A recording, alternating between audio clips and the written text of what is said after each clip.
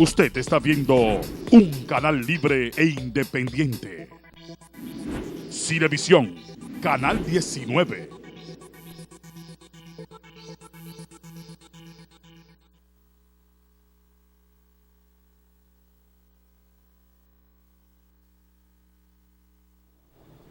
Muy buenas noches. Qué bueno que estás junto a mí en este miércoles, como cada semana, que tenemos este compromiso de reencontrarnos en esta plataforma de comunicación que es justamente Con Charlotte. Con Charlotte lleva un nombre corto porque lo que buscamos es justamente establecer esta conexión entre ustedes y nosotros a través de este espacio, abordando los temas que son noticia en República Dominicana y otros que quizás, porque no todo ha de ser noticia, que elevan lo que es nuestro nivel y calidad de vida. Por eso en esta noche me siento honrada, porque en términos personales le admiro y le respeto. Primero por el dominio y la calidad de sus conocimientos, pero sobre todo por el maravilloso ser humano que es. Así que doy la bienvenida a mi admirado y respetado periodista, comunicador, porque no solamente en la parte deportiva, a José Luis Mendoza. Qué bueno que estás aquí, de verdad. Mi tono de piel me impide sonrojarme. Si fuera un poquito más claro, tal vez se me notara. Me siento muy bien, es un enorme privilegio estar aquí porque primero todo lo que ha dicho es recíproco, hay una admiración que es mutua. Siempre he sentido cuando me he puesto a ver los programas, porque Mildred tiene una participación bastante variada en los medios y su trabajo también en otras materias, el respeto que siente por el público que consume su contenido. Yo creo que por ahí comienza el comunicador a aportarle a la sociedad, cuando uno respeta al que está del otro lado, y eso, yo diría que eso es maravilloso. Gracias, Mildred, para mí es un honor estar aquí. Yo quisiera que brindemos claro por que sí. Las bendiciones que hemos recibido, que Amén. son muchas, y las que nos faltan por recibir, Eso es que así. son mucho más, ¿no? Yo siempre he dicho que hay que hacerlo, dar las gracias todos los días, yo soy muy afortunado. La gratitud es la llave que abre todas las bendiciones, siempre le he dicho. José Luis, ¿de dónde surge la pasión por el deporte? Bueno, nadie hace crónica deportiva, o por lo menos nadie dura mucho tiempo en ella, si no es una vocación. Es casi imposible, óigase bien, llegar a la comunicación por otra área y decir en el camino, ¿sabes qué? Me voy a dedicar a los deportes. Yo creo que eso está bien, eso a lo mejor deja dinero, que por cierto no es así. Y decir, me voy a dedicar a los deportes es muy difícil, Mildred, porque el deporte, al igual que otras áreas de la comunicación, posee una jerga muy especial, muy propia. Cada disciplina deportiva, vamos a decir que tiene un dialecto distinto dentro de esa jerga. Y hay una terminología que el comunicador deportivo tiene que dominar de manera natural. Además, hay un detalle que es muy importante. En la vieja división de labores o de funciones de la comunicación, que ya eso cambió, aquella donde había un emisor, un mensaje y un receptor, se fue dando un asunto. El receptor del contenido deportivo se fue volviendo especialista. Nuestro receptor, nuestro oyente, lector o televidente, no es el de hace 30 años, al que nosotros enterábamos, informábamos y educábamos. Ya lo de enterarse difícilmente nos necesitan, están a un clic de distancia. Ya el comunicador lo que tiene es la misión de dar valor agregado a la información, porque la actualización es permanente, no se detiene. Mientras estamos hablando aquí, se están produciendo hechos noticiosos que yo ahorita me voy a enterar y mi lector sabrá primero que yo, y a los cuales yo luego tendré que dar explicación de su porqué, de su contexto, de sus posibles consecuencias o influencias posteriores, y ahí es donde está el meollo del asunto. Eso ha cambiado mucho. Hablemos de que no solamente, y de verdad que te disfruto, porque no es solamente en la parte del béisbol, sino que también dominas muy bien lo que es el fútbol. Me encanta. Y ni hablar de ese crossover que has hecho de la parte deportiva también ya a ser un periodista en el análisis político. Yo digo que primero el conocimiento no tiene límites, el conocimiento es una gran trenza. Ningún tema está aislado de los demás. Yo lo descubrí en el deporte. Y precisamente por el fútbol, Mildred, porque el fútbol tiene un atractivo muy grande. Tiene una pasión. El fútbol tiene un atractivo muy grande. El fútbol es un deporte muy sencillo. Tiene solo 17 reglas. 17. Es decir, en esa hoja caben las reglas del fútbol. El béisbol tiene 500 y tantas y cada vez se agregan más. Un libro de reglas de béisbol parece una guía. Un libro de reglas del baloncesto es un poquito menos extenso, pero el fútbol cabe en una hoja. Ahora bien, esa facilidad, esa sencillez en su reglamento la vuelve compleja, ¿qué? La pasión humana. En el fútbol hay equipos que representan no solamente nacionalidades, como pasa con las selecciones, hay equipos que representan ideologías políticas. Hay un equipo en Italia, Mildred, del Livorno, que es de izquierda. ¿De izquierda? El Rayo Vallecano es un equipo que representa a la clase trabajadora obrera de Madrid, en comparación a un Real Madrid, que representa, digamos, el poder central, el equipo grande, el mercado enorme. El Barcelona, que muchos le llaman el ejército desarmado de Cataluña, no es un equipo de fútbol, es para muchos la representación hacia el mundo del nacionalismo catalán. Es una expresión de un sentimiento nacional, separatista incluso, que choca con otros sentimientos nacionales, pero eso no se queda ahí. Hay que ver ahora el más reciente entre el Real Madrid y en los últimos 60 segundos de Messi, porque no se puede decir que fue contra el Barça. No, es una cosa impresionante. Los últimos 60 segundos de Messi contra el mundo, creo que vale. Sí, bien válido. Y agrego un ejemplo incluso más, alguien dirá absurdo y hasta se lo compro. En Escocia, que es una región del Reino Unido, es una de las naciones que componen el Reino Unido, hay un clásico de fútbol muy, muy histórico, se llama en inglés The Old Firm, algo así como el viejo reto, el viejo juramento. Dos equipos de Glasgow que juegan el clásico de ese país. Y resulta que esos dos equipos no solo representan a dos fanaticadas, no solo representan dos porciones del pueblo escocés. Esos equipos, que son el Celtic y el Rangers, enfrentan a católicos contra protestantes, unionistas, es decir, quienes tienen la política de unión con los ingleses, a quienes tienen la cultura separatista de independencia, que por cierto, hace apenas 2 años casi, hubo un referéndum y se dice que va a haber otro. Es decir, el fútbol tiene, para bien o para mal, no siempre esas cosas son positivas, a veces, lamentablemente, y eso los hinchas son los hooligans ingleses, los barrabravas argentinos. Hay un tema que se da con el exceso de fanatismo, y también hay que decir que el fútbol, como todo deporte, también ha sido usado a veces por el poder, ha sido cooptado para de alguna manera demostrar que una ideología pero lo utilizó Mandela, de ahí la película. Para bien. Exactamente, le dio un uso positivo luego del apartheid en África, claro. Cuando él llega, el único que puede unir a este país es el fútbol. Y ha habido uso para mal, lamentablemente. No, y te voy a poner otro ejemplo, José Luis. En el caso de Haití, Haití es un país yo no recuerdo un jugador haitiano en Grandes Ligas, porque no practican, no han llegado. Pero en cambio el fútbol, había toda una guerra civil.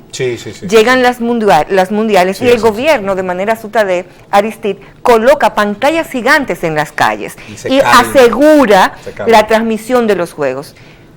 Se pararon. Mientras tanto, las protestas se terminó ahí. Y luego se siguió peleando.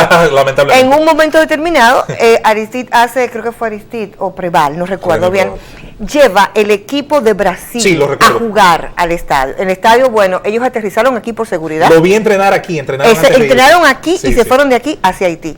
Y el asunto era, la entrada era armas.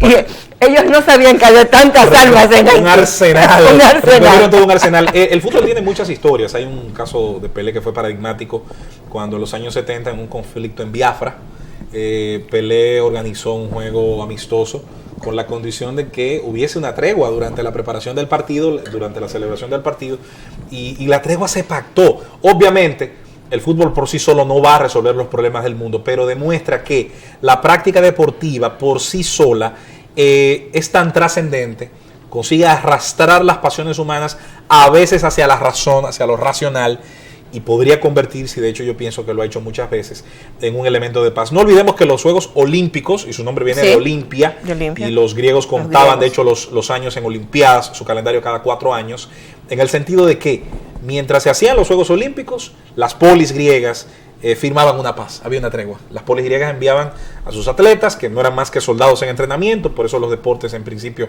todos son parte del ejercicio militar, la jabalina, la carrera, la lucha grecorromana, el pancracio o boxeo, provienen de ahí. Y por eso decimos, y vuelvo al inicio, vuelvo al origen, el conocimiento, ningún tipo de conocimiento está aislado de los demás.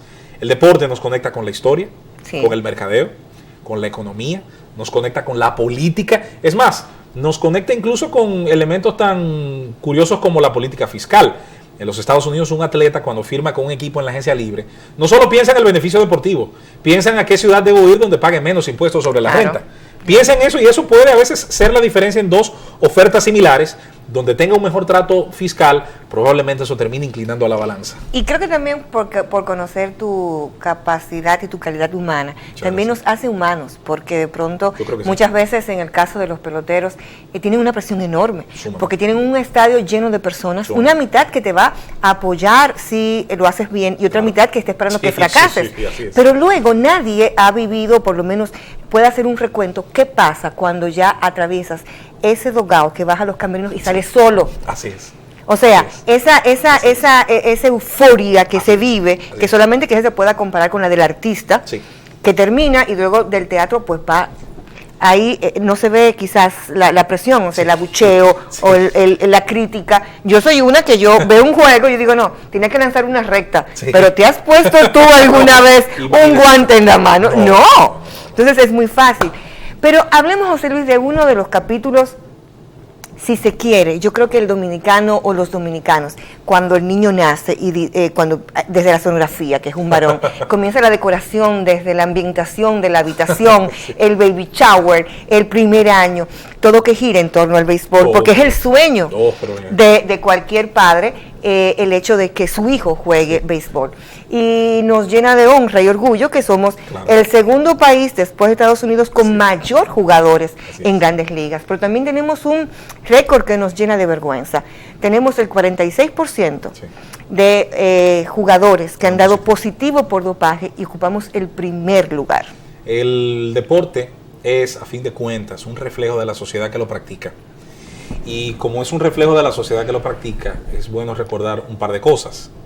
Primero, que la cultura de la trampa suele ser más fértil, suele ser más fructífera desde el punto de vista negativo, allí donde falta una cultura de institucionalidad. Nuestros atletas están formados, no olvidemos, en una cultura donde por más que a veces quisiéramos negarlo, el que puede hacer trampa, si siente que no va a ser régimen de consecuencia, siente que no va a ser descubierto y castigado de una manera proporcional a lo que ha hecho, lo va a hacer.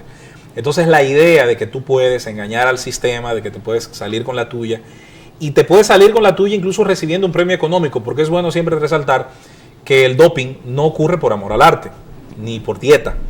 Ocurre porque hay un principio muy básico. Yo elevo mi rendimiento, elevar mi rendimiento va a producir una mayor cotización, y cuando yo tenga el chance de medir mi valor en el mercado, sea como agente libre, sea en el arbitraje salarial o en cualquiera de los puntos donde el pelotero puede ponerle un número a su precio, entonces allí los esteroides, las sustancias que incrementan el rendimiento de manera ilegal, de manera tramposa, hacen su aparición. Luego está otro tema.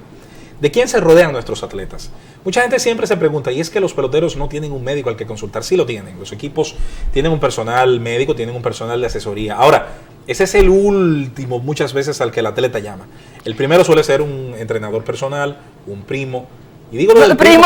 Hay cierta maldad en lo del primo, lo del primo lo puedo conectar. Con conocimiento de causa, porque en cuántos casos no hemos visto célebres de un positivo o de un caso de sustancias para incrementar el rendimiento, que quien las surtía, quien las compraba y quien las sugería, generalmente era una persona con mucha familiaridad. Hay que recordar, Mildred, y esto lo hago porque una buena parte del público a veces piensa de manera inocente que el uso de sustancias para incrementar el rendimiento es algo artesanal, como hacerse un té. No, no lo es. Primero, son sustancias desarrolladas en laboratorio. Segundo, son sustancias que no se consumen solas, vienen casi siempre acompañadas de algo que la disfraza. Yo introduzco una sustancia en mi cuerpo, si fuera atleta de alto rendimiento, y debo preocuparme por qué tan rápido va a salir. ¿Por qué? Porque yo sé que en algún momento, de manera aleatoria, va a venir el control. Exactamente. Entonces, mientras es una carrera contra el tiempo. El dominicano que más recientemente dio positivo, ese positivo se produjo hace mucho, se produjo hace 6 o 7 semanas. Lo que ocurre es que incluso dentro del deporte hay un debido proceso. Atención a estos dominicanos que clamamos por justicia. Hasta en el deporte hay un debido proceso que hay que respetar. El positivo se produce, se le informa al jugador que hay un castigo y que hay unas consecuencias por la sustancia a la que ha dado positivo. El jugador puede apelar. Si decide apelar, viene un proceso donde se revisa desde el inicio que la cadena de custodia de la prueba, si es de orina, si es de sangre, si es de sudor, se ha respetado. No se adulteró. El reglamento, es bueno que la gente sepa que el reglamento antidoping de MLB dice incluso hasta el color del sobre en el que se tiene que enviar la prueba. Es taxativo, es literal, no da lugar a interpretaciones erradas Y si esa cadena de custodia de la prueba no se respeta, no importa que el pelotero haya sido fotografiado haciendo trampa, no tiene valor la prueba. Pero claro. Por tanto, al final de esa apelación que se estudia con lupa, entonces finalmente se le comunica a ese jugador que decidió apelar, mira, no pasó nada, se mantiene el positivo, tú, de acuerdo a la política, te toca este castigo. En el caso de Starling Marte, que es un caso más reciente, le tocó 80 partidos, porque esa cantidad, hay gente que ha dicho... Y la mitad del contrato. Sí, que es un abuso. No es un abuso. Donde las partes acuerdan, y las partes son el sindicato de peloteros que representa a Marte y a todos los jugadores de grandes ligas, y los dueños de equipo, las partes acordaron incrementar los castigos a tal o cual cifra, no hay abuso. Es simplemente un acuerdo que tú violaste y que como compensación por esa violación te tocan 80 partidos de suspensión sin disfrute de salario, lo cual afecta a Marte porque no solamente va a perder más de $3 millones de salario, sino que su marca se va a ver afectada. Le va a tomar tiempo. Quien trabaja en relaciones públicas y Charlotte sabe mucho de eso. Hay un capítulo importantísimo que es el manejo de crisis y reputación. Yo no sé, honestamente, no me atrevería a decir qué tiempo toma, pero de que toma tiempo lo toma. No es imposible. Bartolo Colón dio positivo. Claro. Su figura se recuperó. Al día de hoy, es más, poca gente lo recuerda. Para fines de su mercadeo hacia el público, tanto su rendimiento como su personalidad, a lo mejor de manera incluso inconsciente. Quizás Bartolo no lo ha hecho por asesoría de un especialista en relaciones públicas. Es un tipo bonachón. Es un hombre de características muy nobles y la gente, el gordo sexy. Sí. El big sexy. El big sexy, la gente recuerda esa parte. Sí. Y mira, ya tú le dices a una persona, mira, Bartolo dio positivo. ¿Cuándo? ¿No lo recuerdas? De verdad, te digo, no lo recordaba. Porque se demuestra entonces que incluso ante el fallo, vamos a decir, más flagrante dentro del mundo del deporte, usted tiene un margen de recuperación. Pero de todo lo que hemos hablado me surgen varias preguntas. De entrada, ¿se ha pensado alguna vez aquí en República Dominicana la facilidad, porque hay una etapa, la mayoría lo hacen en un momento de descanso, vamos a decir, cuando están fuera de grandes ligas, con la esperanza de que ya no aparezca positivo en los exámenes aleatorios? La facilidad con que pueden obtener ese tipo de medicamentos. Sí. Porque no es un té, no es una tisana. Son medicamentos controlados. O sea, nadie tiene en su casa un frasco de nandrolona. Nadie tiene, o sea... Búscame, exactamente, ¿no? ¿De dónde? ¿Qué facilidad pues puede haber? Mira, Charlotte, lamentablemente, la industria de la trampa es muy rentable. Hay una industria para la trampa. Ellos no ordeñan vacas para sacar esteroides. Hay quien suple. Y generalmente se produce una desviación desde farmacias, desde casas farmacéuticas. Al final, el que adquiere un producto, y esa es una ley de mercado, hace con él lo que quiere. Eso no implica que es irresponsable ante la ley. Es una libertad, digamos que es un libre albedrío relativo. Lo que ocurre es que volvemos otra vez a la sociedad que nos toca vivir y la cual tenemos todos que luchar, empujar un poquito para mejorarla. El día en que ocurra una sanción a una casa farmacéutica cualquiera por vender un medicamento libremente cuando la ley indica que por sus elementos y componentes se necesita de una receta, de una autorización médica, yo creo que ese día vamos a dar no 2 pasos, no 3, no, yo diría que una caminata completa en pos de la institucionalidad. Eso es importante recordarlo. ¿Por qué? Hay gente que piensa que esto se trata solamente de dar positivo y ser multado. No, hay vidas en riesgo. Hoy fue Starling Marte, que estará entrenándose y tendrá el bochorno. Pero mañana puede ser otra vez, y digo otra vez porque ha pasado, un jovencito de 15, 16 años, luchando por una firma que dé positiva, atención Mildred, a un esteroide de caballos llamado ketamina, que le provoca la muerte por un evento cardiovascular. El caso de Steve Bletcher, el jugador, el pitcher de los Orioles de Baltimore, que murió justamente por el uso del Senadrin, que fue un medicamento que le causó un colapso a nivel cardíaco. Es más, yo no tengo ninguna duda de que la discusión sobre las sustancias y la llegada de las normativas, de las reglas del 2006 en adelante, no se dio tampoco al azar. Se dio, amén de la explosión jonronera y todo esto que la gente relacionó, se dio entre otras cosas porque murieron atletas en condiciones que al día de hoy no están claras y que se intuyen estuvieron directamente relacionadas al consumo de esteroides. Vamos a un contacto de publicidad, porque obviamente uno diría, cuando el atleta hace uso de este tipo de sustancia, que sabe el riesgo inclusive que se expone cuando utiliza los diferentes nombres que le dan, el avión, el bistec, el green y todo esto y demás, sabe que se expone, Pero lo que busca, tal como señalabas, es recursos. Claro. Pero muchas veces también los dueños de esos equipos saben que cuando lo utilizan, lo que van a traer por esa guerra de jonrones es gente a los público. estadios, más público, que se traduce también en lo mismo, sí, más recursos. Es así. Entonces, hablaremos de todo esto, del uso de esteroides, si esa cultura del fraude es sencillamente para buscar fama y generar recursos. Regresamos.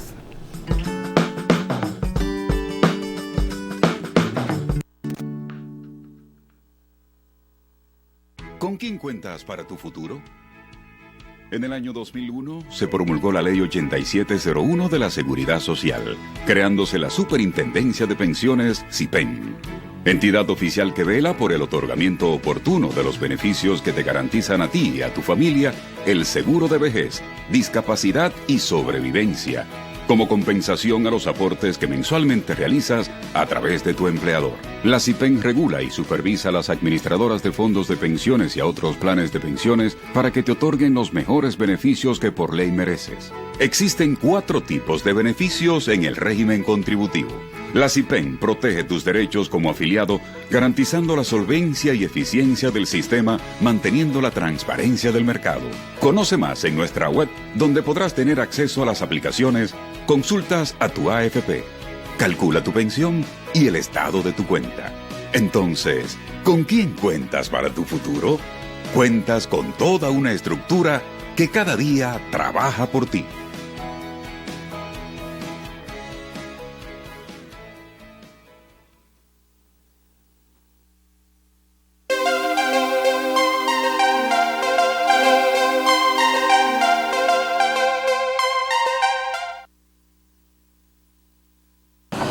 Gracias a la Alcaldía de Santo Domingo Este, yo uso internet gratis. La Alcaldía Santo Domingo Este cierra la brecha digital con la instalación de Internet Wi-Fi gratis en puntos estratégicos del municipio. Liceo Ramón Emilio Jiménez en Los Mina, Avenida España próximo al Acuario Nacional. En los parques de Invivienda, Villa Carmen, Italia, Los Trinitarios y Juan Pablo II en la Avenida Venezuela. Escuela Patria Mella en las Américas, Escuela Laboral Los Tres Brazos, Escuela Carlista Estela Reyes en San Luis y seguimos avanzando. Alcaldía Santo Domingo Este, lo mejor para la gente. Para emprender o desarrollar tu negocio, en New Color debes pensar. Hojas timbradas, papelería, tarjetas, logos, brochure y diseño gráfico, vallas, banner, pancartas, letreros. Tu promoción e impresos, U-Color te lo resuelve. También tenemos servicios de revelado de planchas CTP en todos los tamaños. Entérate de nuestras ofertas llamándonos a nuestros teléfonos 809-333-5775 y en Nueva York al teléfono 347-622-8862. U-Color te lo resuelve.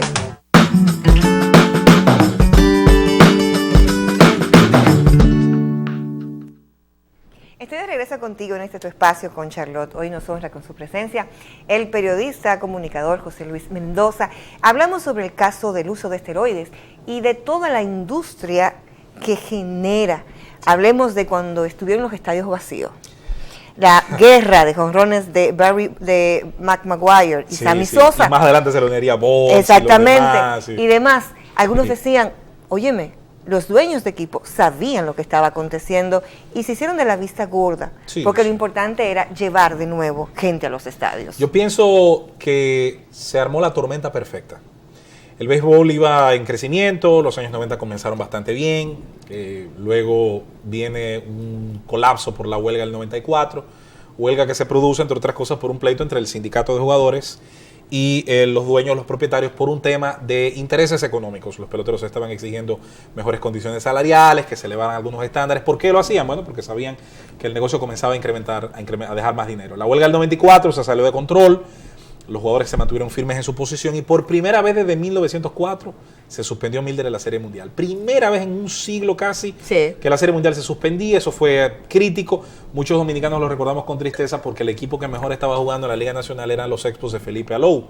Donde había una gran cantidad de jugadores en Montreal que estaban haciendo un gran trabajo. A partir de ahí surge un elemento interesante. la temporada siguiente, de hecho desde el mismo 1994, se comienza a incrementar en el béisbol el cuadrangular. El cuadrangular por sí mismo no implica necesariamente que haya un consumo de sustancias, pero el cuadrangular acompañado de otros elementos ofensivos comenzó a verse destacar sobre el picheo. No es que dejara de haber lanzadores fenomenales, los hubo, Maddox, Pedro, Clemens, entre muchos otros, pero la ofensiva se disparó. En 1996 se rompió la marca de jonrones en una temporada en Grandes Ligas, 4.900 y pico, pero 2 años después se rompe esa marca con 5.000 y comienzan a darse hasta 5.600, 5.700, y entre el año 97 y el 2004 dar 5.000 cuadrangulares cada año, cada temporada en Grandes Ligas se volvió una costumbre. Ciertamente se produce un efecto, la ofensiva es llamativa, se vende muy bien y los fanáticos comenzaron a llenar los estadios. Las Grandes Ligas comienzan a llenar sus sacos de dinero, comienzan incluso a inaugurar nuevos estadios, precisamente en el furor de ese crecimiento económico. Y se da un fenómeno interesante que incluso no se ha detenido todavía, y es la venta de los derechos de televisión de los equipos de Grandes Ligas. ¿Por qué tanto dinero? Por una razón muy simple. En la medida en que comienzan a llegar las tecnologías de la información, y ahora llegó Netflix, pero mucho antes de eso ya usted podía dejar grabar una serie, o podía dejar grabar en su DVD o en su Blu-ray un contenido, el deporte tiene un atractivo. Solo hay 2 tipos de contenido que la gente tiene que ver en vivo sí o sí: los noticiarios y el deporte. El resto lo puede grabar y verlo y disfrutarlo igual. El deporte es muy atractivo para la televisión masiva por eso, porque genera altos ratings que deben estar a horas señaladas, específicas, conectadas en la televisión, y usted le vende esa idea a la publicidad la compra. Por eso los equipos comenzaron a engrosar grandes cantidades de dinero, se incrementó también la cantidad de dinero que llegaba a los atletas, y de buenas a primeras los peloteros comenzaron a firmar contratos de 50 millones, de 70, de 100, 150, 250, 325 es el máximo. ¿Qué resulta? El jugador que quizás tiene un nivel de calidad X y sabe que le falta un poquito para llegar a otro nivel de calidad, sabe o piensa, porque yo creo que también hay mucho efecto placebo en eso, que consumiendo ciertas sustancias, que atención, no es que lo hacen mágicamente un mejor atleta. Aumento de masa muscular. El esteroide busca aumentar la masa muscular, por ende eso ayuda a la fuerza, pero hay un elemento que es más importante y es contra el cansancio y la fatiga. Tras 140 partidos de temporada, faltándote 22, los niveles de fatiga acumulada son enormes. Hay un desgaste natural. Tanto, óyeme, a nivel el jet físico, lag de los viajes, claro, las exacto, prácticas, el juego en sí, las lesiones, Mildred, los dolores, los golpes, porque el deporte es un movimiento y en el movimiento puede haber algún choque con lo que sea, con la pelota, con un jugador. Tras 140 juegos, usted tiene la lengua de corbata, el bate te pesa 1 tonelada. Pero ¿qué ocurre? Si usted toma una sustancia que además de brindar más masa muscular, más testosterona, que es la hormona masculina, le va a aminorar el efecto del cansancio. Y usted va a llegar a 140 partidos como si hubiera jugado 30. Fresco. Es otra cosa, se ve distinto. Y por tanto se produce un fenómeno que sería como devolver el reloj. Se ve un envejecimiento o más lento, o todo lo contrario, un rejuvenecimiento. Por eso algunas carreras, si se fijan, y puedo citarle los casos de Bonds, Clemens, como señalados usuarios, aunque nunca dieron positivo. Pero gracias a merced de un acuerdo, claro, donde dijeron, ok, no decimos nada. Y se embarcaron en casos incluso fuera del béisbol, en casos contra ex entrenadores que sí dijeron lo que hacían. Hay un libro extraordinario, quiero recomendárselo a los amantes del béisbol, se llama Juego de Sombras. Creo que solo está en inglés. Lo hicieron 2 excelentes periodistas del área de San Francisco. Es un libro extraordinario que habla muy bien de lo que está en juego con los esteroides, la vanidad, el deseo obviamente de ganar más dinero, porque se trata simplemente de una carrera contra el tiempo. Entonces, lo de los dueños, cierro la idea diciendo, sí, lo sabían. Muchos dirán, estaban obligados por la ética a perseguirlo. Yo creo que sí, que quedaron a deber en el aspecto ético, pero lo vieron simplemente desde el punto de vista del negocio. Ahora, ¿por qué accedieron después a transar y a negociar acuerdos con el sindicato donde había castigos? Porque nadie quiere que le muera un atleta en la plenitud de la juventud. Nadie quiere perder la posibilidad de desarrollar alrededor de ese atleta una marca extraordinaria, y eso había la amenaza de que comenzara a ocurrir. La trampa al final no le gusta a nadie si se hace pública, y estaban expuestos. Se les expuso. Se llevó a jugadores de béisbol activos ante el Congreso de los Estados Unidos a declarar. Eso, yo diría que marcó un antes y después. Un antes y después. Hay una expresión que también marcó un antes y un después, y es la que dijo José Canseco. Luego de esto, el béisbol no será igual.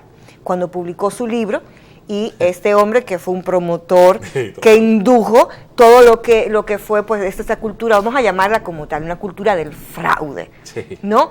Entonces, hay que decir que no lo hizo por los mejores motivos. Canseco no lo hizo por altruismo. No. Canseco le sacó provecho a la venta del libro. No. Generó el protagonismo porque es un ególatra como el que más. Y tercero, yo creo que de alguna manera Canseco se vengó. Y es una teoría muy personal mía. A ver. Canseco se vengó de algunos ex compañeros que terminaron teniendo más éxito que él. Como Maguire, como Sosa. Mark Maguire. Yo pienso que de alguna manera algo de eso había. Yo creo que al final se sacó lo mejor, porque el béisbol necesitaba purgarse, hacer una catarsis. Y una limpieza. Sí, y ya hoy tenemos un sistema que mal que bien funciona. Hablemos, por ejemplo, en el caso de los récords. Figuras, por ejemplo, en el caso de un Alex Rodríguez, aunque en los últimos años ha sonado más por sus amores y conquistas. Sí. Es bueno en esa categoría también. También, o sea, es Latin Lover. Toda una estrella. La pareja ahora, J-Rod. Sí. La pareja J-Rod. De jugadores que uno se cuestiona necesariamente, pues, ¿será imposible que lleguen al Salón de la Fama? Yo tengo una teoría que no todo el mundo comparte, y de hecho la dejo a juicio de ustedes, y me gustaría incluso saber qué opina Mildred. Yo propongo la idea de una amnistía, que va a ocurrir algún día, no va a pasar mañana, es más. Como el algo fiscal. Sí, voy a perdonarte. Sí, así mismo es. Y en esa amnistía también va a caer Pete Rose por el caso de los juegos. El caso de Pete Rose es distinto. Pero, bueno, si vamos a perdonar, vamos a perdonarnos todos. Lo que pasa es que los dos niveles de vamos a llamarle, de delito, de violación, son distintos. Yo soy de los que cree que el daño flagrante de las apuestas es mayor al de los esteroides. Oye, ¿por qué? Oye, mi tesis. El que consume sustancias hace trampa, violenta una serie de normas. Pero se daña el solo. Y no solo eso, pero intenta mejorar el espectáculo. Intenta rendir más. Hace lo posible por brillar él, pero su brillo individual le va a sumar a su equipo. Nadie la saca para sí mismo. Si hay 3 compañeros en base, valen 4 carreras. Tiene lógica. El que estando dirigiendo un equipo como Pete Rose apuesta contra el suyo para ganar dinero, violenta para mí la norma más sagrada del deporte, profesional, amateur, no importa, y es el legítimo deseo de ganar. Desde que un atleta pierde el legítimo deseo de ganarle a su rival, no tiene sentido ir a verlo y mucho menos pagar por verlo, porque él no está dando el 100%. Un atleta podrá ser bueno o malo. El que corre con Usain Bolt tiene una presión psicológica, sabe que tiene todas las de perder, ahora da su máximo esfuerzo.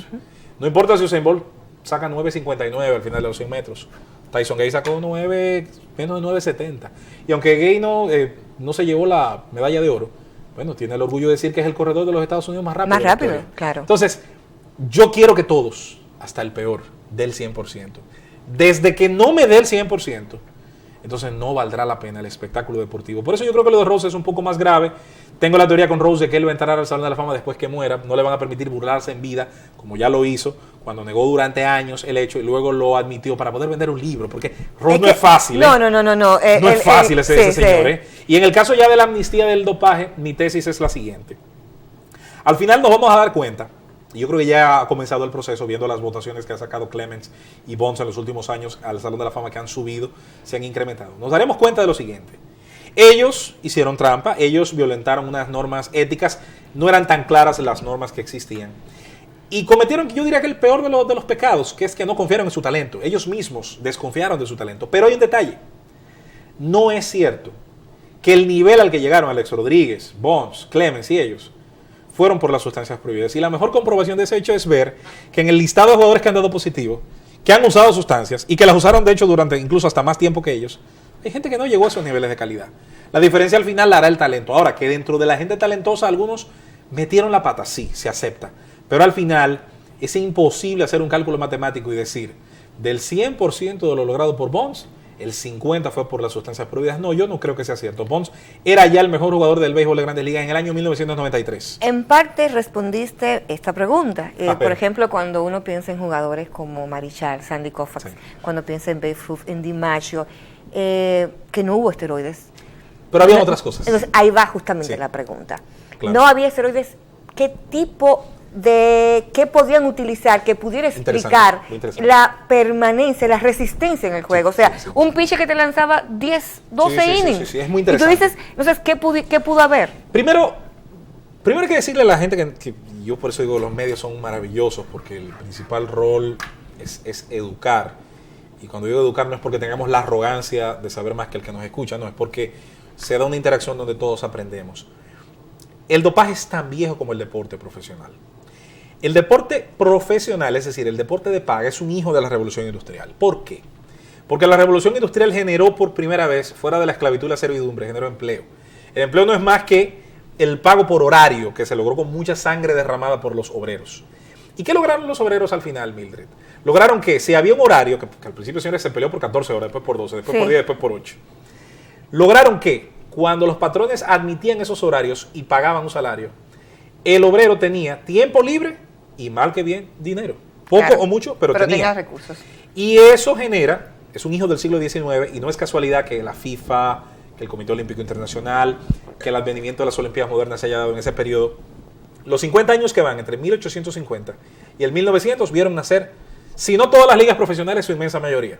Si no todos los eventos internacionales que conocemos, al menos sus antecedentes directos. Y vieron nacer incluso los primeros clubes profesionales. El primer equipo profesional de béisbol, los Cincinnati Red Stockings, llegaron en la década del 60 del siglo XIX. El primer equipo de fútbol que se conoce, el Sheffield United de Inglaterra, llegó en 1868. Y así sucesivamente, la revolución industrial creó la industria del ocio. El obrero podía pagar por ver una carrera de caballos. El obrero podía pagar por ver un juego de fútbol, un juego de rugby o un juego de béisbol. Luego de que los estadios se repletaran, entonces aparece la radio en el 20. Por primera vez podíamos disfrutar del evento deportivo en vivo a distancia. Pero ya los periódicos publicaban los resultados. Y comenzaron a ver que la gente podía comprar un periódico solo por el hecho de querer enterarse de un resultado. De manera que la industria del béisbol comienza a llamar la atención porque genera dinero. Y así comienza a cambiar algo. Las estructuras más grandes de las ciudades eran sus iglesias, sus catedrales o algunos edificios corporativos o del ayuntamiento. A partir del siglo XX, algunos de los edificios más grandes de muchas ciudades del mundo es su principal instalación deportiva. Claro, y se convierten en una atracción turística inclusive. Entonces, ¿quién va a Nueva York y no fue al estadio de los Yankees? ¿Por qué conecto esto? Conecto esto y hago todo este preámbulo porque ganar pasó a ser una cuestión de más que orgullo, de ganancia.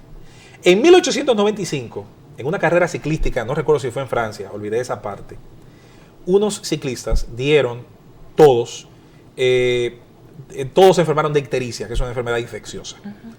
Y ese ataque de ictericia llamó la atención de los médicos. ¿Por qué todos al mismo tiempo? ¿A qué se expusieron todos? Todos habían intentado consumir una sustancia que en teoría les iba a dar más fuerza y les iba a permitir ganar la carrera. Ese es el primer caso de dopaje que se conoce en el deporte profesional. Por cierto, el ciclismo, nada más y nada menos, que sigue enfermo de dopaje y que curarse va a significar, yo pienso hasta cierto punto, reconocer que carreras como el Tour de France son inhumanas y que o recortamos la duración de las mismas, o recortamos el recorrido que hacen, o admitimos que no se puede hacer comiendo huevo con papas. Yo creo que también él tendrá que sincerizarse el ser humano cuando le exige, con patrocinios millonarios, con presión masiva, al atleta que rinda más que todo el que estuvo antes de él en competencia. Tendrá que sincerizarse la industria del deporte. Yo no digo con esto que admita la trampa ni que admita sustancias que hacen daño, pero al final hay una responsabilidad individual de la que todos yo creo que somos parte, incluso como fanáticos. De manera que siempre existieron sustancias.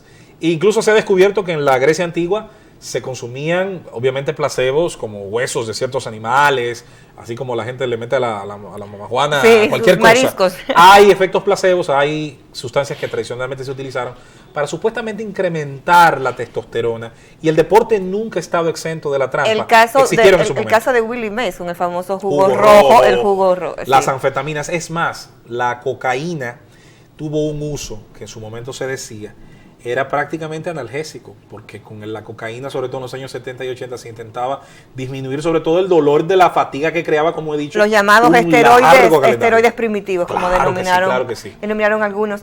Pero también hablemos de un tema que me llama mucho la atención, José Luis, y es el hecho, cuando tú ves, por ejemplo, jugadores como Vince Coleman, el mismo caso de Ricky Henderson, que eran jugadores agresivos, muy agresivos, y tú los comparas, y vuelvo de nuevo a las odiosas comparaciones, a jugadores actuales, que uno lo puede denominar como jugadores de cristal, porque antes de hacer el impacto ya están fracturados. Entonces, ¿habrá algo por ahí que pudiera justificar o explicar esta fragilidad actual versus esta fortaleza anterior? Yo, primero que nada, de los atletas de antes no puedo asegurar sin pruebas muchas cosas. Ahora, yo diré que donde no hay controles, se abre el espacio a que se haga de todo. Eso es lo primero. La falta de controles en ese tiempo, yo creo que permitió que cada quien hiciera lo que estuviera a su alcance. Segundo, es importante recordar que el deporte es progresivo, es decir, hoy un atleta está mejor nutrido, mejor hidratado, mejor entrenado, mejor informado porque usa el video para prepararse, para corregir su mecánica. Y a ver exactamente sus jugadas. Es más, hay aplicaciones tecnológicas. Si usted algún día ve una práctica de un jugador incluso fuera de la temporada, va a ver algo verde debajo del bate. Eso se le instala al bate, no es más que un microchip que guarda información del swing. El atleta va a terminar y lo va a poner por un USB en una laptop y eso le va a decir la velocidad a la que hizo swing. Wow. Y le va a decir si la ruta de su swing es la adecuada. Eso lo hacen todos los jugadores de grandes ligas. Es decir, hay 1000 formas de eficientizar el trabajo del atleta. Entonces, ¿a qué viene esa fragilidad? Yo llegaré a la siguiente conclusión. ¿Por qué los lanzadores se lesionan? ¿Por qué hay operaciones tomillón? ¿Por qué hay listas de lesionados de 10 días, 15 días, 20 días, etcétera? El atleta se enfrenta a otro atleta tan fuerte como él, tan bien entrenado como él, y el esfuerzo que hoy se realiza en cada picheo, en cada swing, es mayor. De hecho, voy a citar un ejemplo con estadísticas. Los números no mienten, dicen los norteamericanos. En el año 2007 se realizaron toda la temporada, Mildred, alrededor de 80 picheos de 100 millas o más. Esa cantidad fue creciendo a 130 al año siguiente, a 200 al año siguiente. ¿Sabes cómo estuvo el año pasado? Se hicieron 1.600 picheos a 100 millas o más. Wow. Esa marca se va a romper este año, tanto como que podría duplicarse esa cantidad este año. ¿Por qué?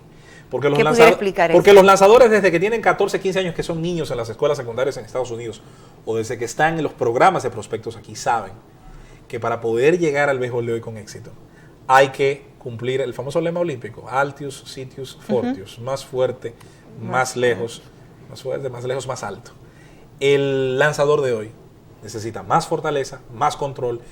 Incluso los lanzadores que no son de bolas rápidas, porque alguien pudiera pensar que me estoy refiriendo solo a los lanzadores de rectas. Un lanzamiento en curva que antes a lo mejor rompía, es decir, doblaba, giraba 6 pulgadas entre el punto de soltura y el punto de caída, era suficiente para dominar en el juego. Pero ¿qué ocurre? Requieren. 20 años después ese lanzamiento lo estudian, ven los videos y te hacen el ajuste. Hoy, para que ese mismo picheo tenga un mejor efecto, tienes que romper 12 pulgadas. ¿Y cómo se genera más rompimiento? Dándole más rotación a la pelota, generando más fuerza en el movimiento, un agarre o grip, como le llaman los norteamericanos, más duro. Entonces, al final, cuando alguien nos dice, o sea, Luis, pero en aquella época había lanzadores que lanzaban 300 innings y que lanzaban en un partido 160 picheos, yo digo, es cierto, pero un solo picheo de hoy involucra más fuerza, más agarre, estudio, más preparación si se quiere, y más tensión, porque al final la tensión, ¿qué es lo que genera estrés? Y el estrés te disminuye, claro, de todo. ¿Se ha estudiado si existe algún tipo de medicamento que haga la contra para que no se identifique, no se dé positivo ante un dopaje? Claro que sí, de hecho, repito, el uso de sustancias no es artesanal, es científico. Hay ciencia para la trampa. Mildred, yo introduzco una sustancia hoy, por ejemplo, hormona del crecimiento humano, que no sale en la orina, tiene que ser sangre o sudor. Y tan pronto yo lo hago, quien me lo recomienda no me lo va a dar solamente para yo consumirlo solo, me lo da como con compañía, como arroz con habichuela, una carnita, un aguacate, un laxante, un diurético. Un diurético, para que puedas, justamente a través de la orina se limpia el cuerpo, los riñones. La posibilidad de diluir en sangre, de diluir en los distintos componentes que tenemos en nuestro cuerpo la sustancia de tal manera que su dilución impida que la dosis sea lo suficientemente grande para dar positivo. Vamos a un contacto con los responsables que estemos aquí, justamente sí, nuestros patrocinadores, y que hablemos, después que hemos hecho ya como un recorrido interesante en toda la historia del fascinante mundo del béisbol, hablemos de la parte personal, los jugadores, de la historia que se esconde detrás de la estrella. Así es. Hablaremos cuando regresemos.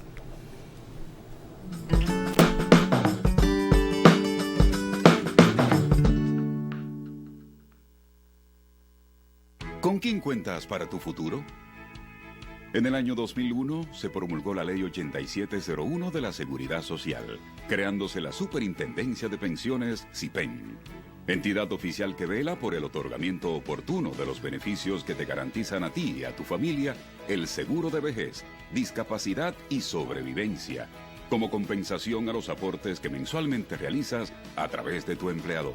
La CIPEN regula y supervisa a las administradoras de fondos de pensiones y a otros planes de pensiones para que te otorguen los mejores beneficios que por ley mereces. Existen 4 tipos de beneficios en el régimen contributivo. La CIPEN protege tus derechos como afiliado, garantizando la solvencia y eficiencia del sistema, manteniendo la transparencia del mercado. Conoce más en nuestra web, donde podrás tener acceso a las aplicaciones, consultas a tu AFP, calcula tu pensión y el estado de tu cuenta. Entonces, ¿con quién cuentas para tu futuro? Cuentas con toda una estructura que cada día trabaja por ti.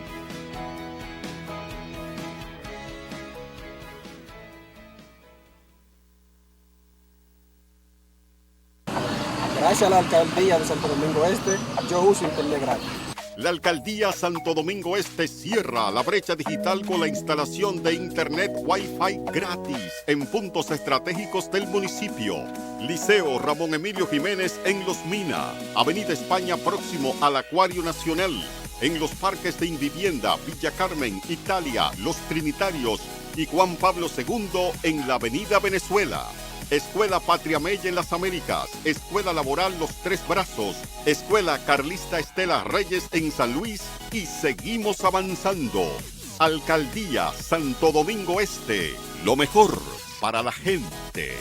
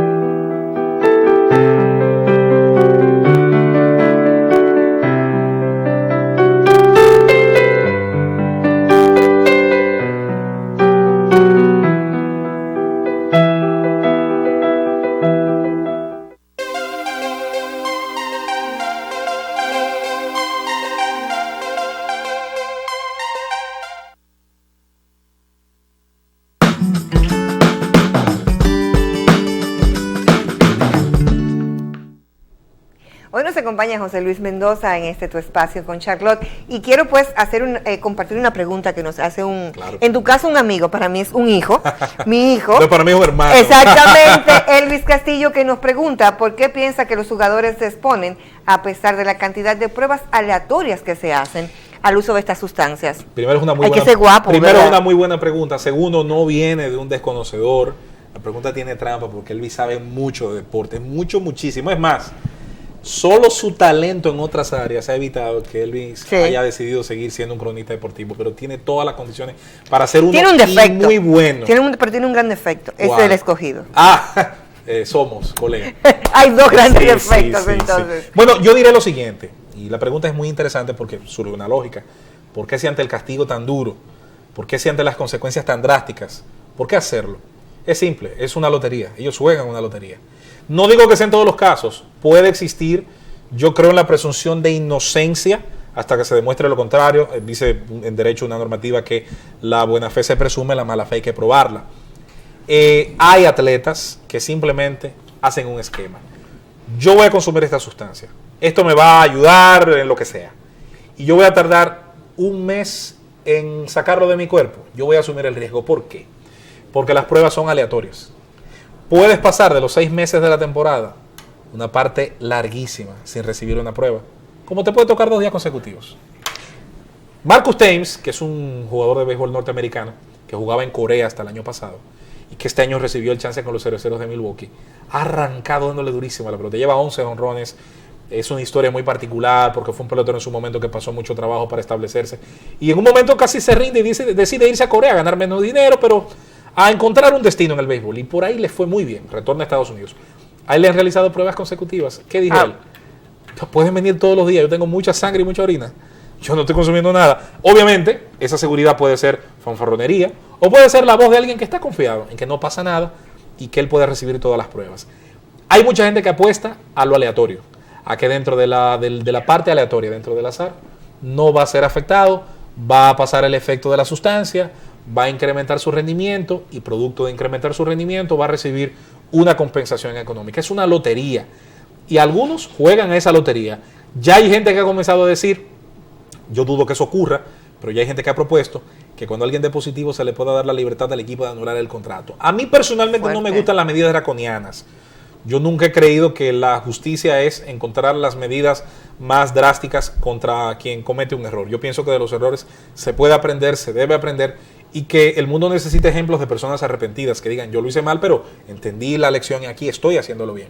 No podemos guillotinar a todos los culpables. Ha habido pocos casos de jugadores, por ejemplo, aunque estaba en ese momento en ligas menores, en el caso de Eric Almonte, que supuestamente dio positivo y llevó su caso al arbitraje y lo ganó. Sí, sí. Que tenía, Sí. y tenía incluso, se demostró ahí que los peloteros de ligas menores tienen una protección diferente a los de ligas mayores, pero diametralmente opuestos. Sí, son acuerdos distintos. Pero ha habido casos de jugadores en grandes ligas, o la mayoría cuando le dicen, diste positivo, la mayoría lo acepta. Lo aceptan. Una parte proporcional, yo no sé si 60-40, pero una parte importante apela.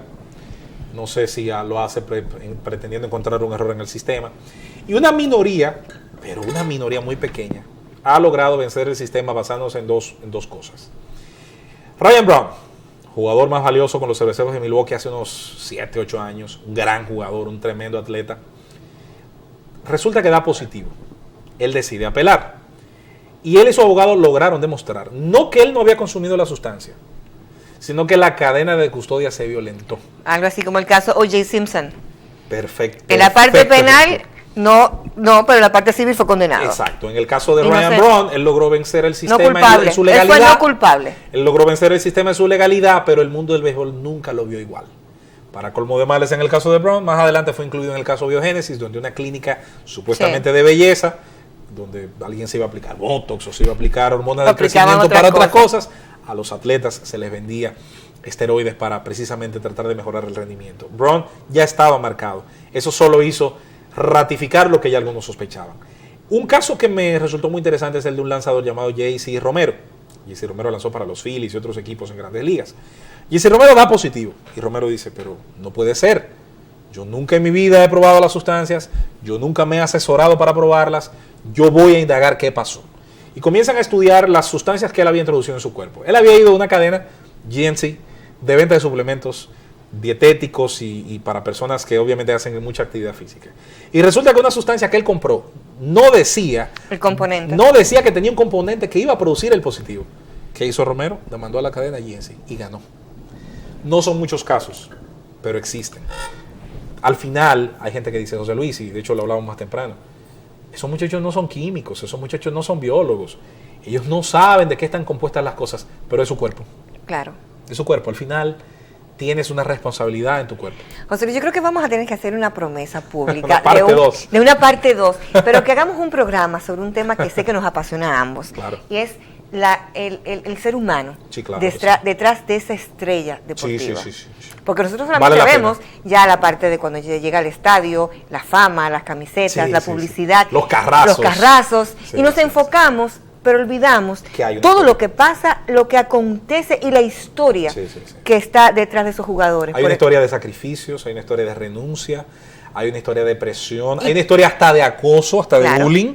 Estos muchachos que llegan a Estados Unidos y no tienen muchas veces ni siquiera los conocimientos de la vida, de esa vida moderna. Vea la película Sugar cuando el protagonista solo sabía pedir scrambled eggs, huevos revueltos. Y estaba literalmente harto con J. No hay forma elegante de decirlo. Con J, vale decirlo. De consumir huevos revueltos. Y la mesera se da cuenta de que él quiere otra cosa. Y va y le enseña al menú, mira, estos son scrambled, estos son de otra manera. Los quiere de otra manera. Señores, el choque cultural no es fácil. No. Y el homesick, el ataque de la nostalgia, el deseo por estar en casa. No, y además todo lo que se pierde un pelotero cuando tiene su familia en República Dominicana, no hay cumpleaños, no hay bodas de la familia, no hay bautizos, no hay de las madres, de los padres, no hay Semana Santa. Entonces hay muchas cosas que se... Pero yo quiero brindar contigo ya al final por esa pasión que nos une, que es el béisbol. El béisbol, la comunicación y un mejor país. Amén, así será. Dios te bendiga enormemente. Amén. Y honrada que nos hayas acompañado. El honor es mío y La parte 2 va a ser un placer estar aquí para hacerlo. Lo dijiste públicamente. Claro que sí, me Ahí comprometo. está. A ustedes, amigos, será el próximo miércoles cuando nos reencontremos. Recuerda que lo puedes anotar en tu agenda si eres un inmigrante digital y si eres un nativo en tu iPad. Lo importante es que recuerdes que el miércoles de 7 a 8 tienes una cita con Charlotte. Feliz resto de la noche.